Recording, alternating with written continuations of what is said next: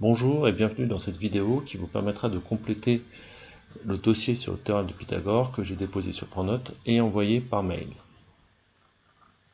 Pythagore, vous l'avez déjà rencontré au collège, donc on va profiter de cette vidéo pour revoir les définitions et les méthodes de résolution.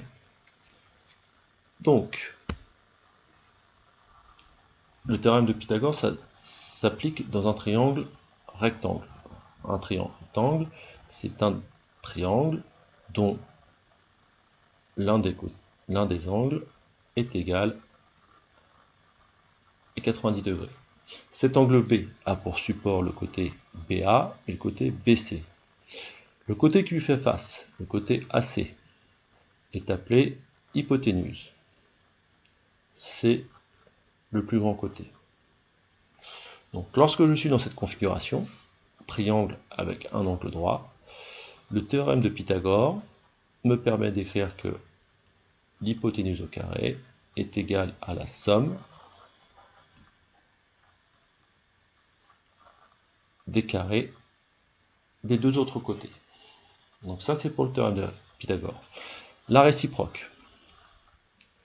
La réciproque, si par exemple je trace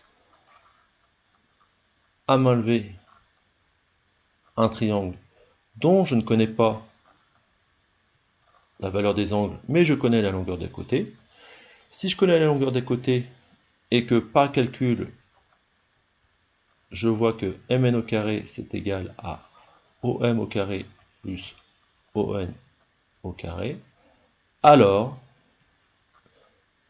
je peux dire que le triangle, il est rectangle en haut.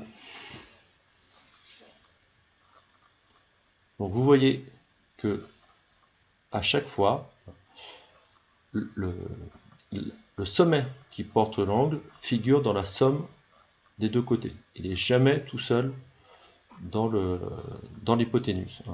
Le sommet qui est un angle droit ne fait pas partie de l'hypoténuse.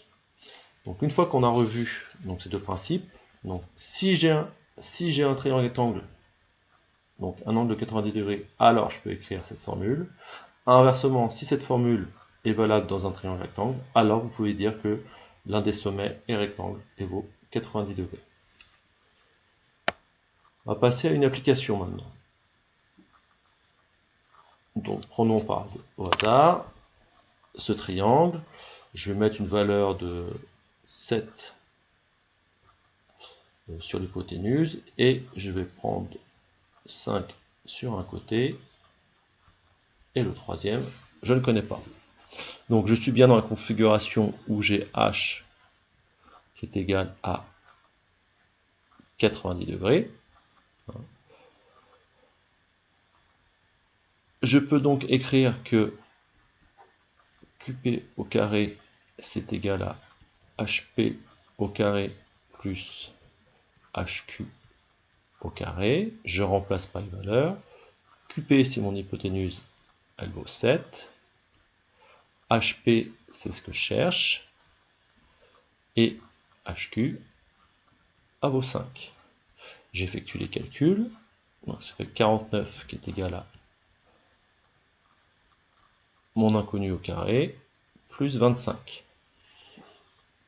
Je me retrouve dans le cas d'une résolution d'une équation du premier degré. On avait vu la méthode de résolution avant de partir rapidement pendant une co-intervention.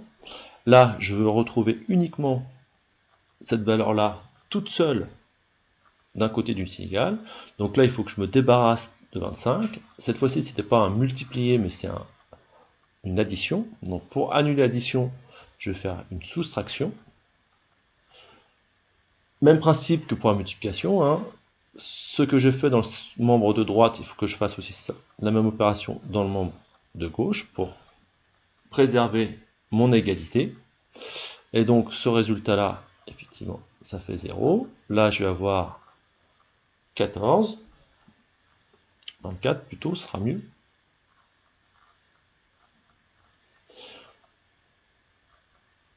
Et je peux écrire que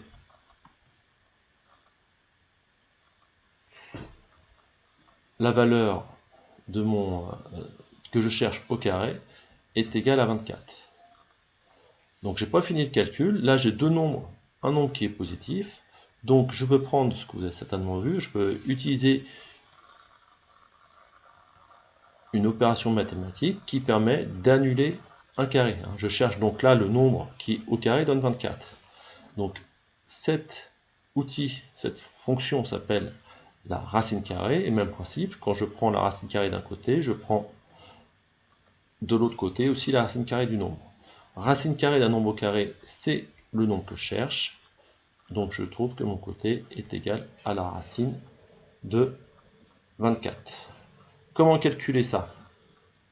Sur la calculatrice, vous allez voir que la racine carrée est toujours associée à la fonction carrée. Donc là c'est en jaune, c'est la touche Shift de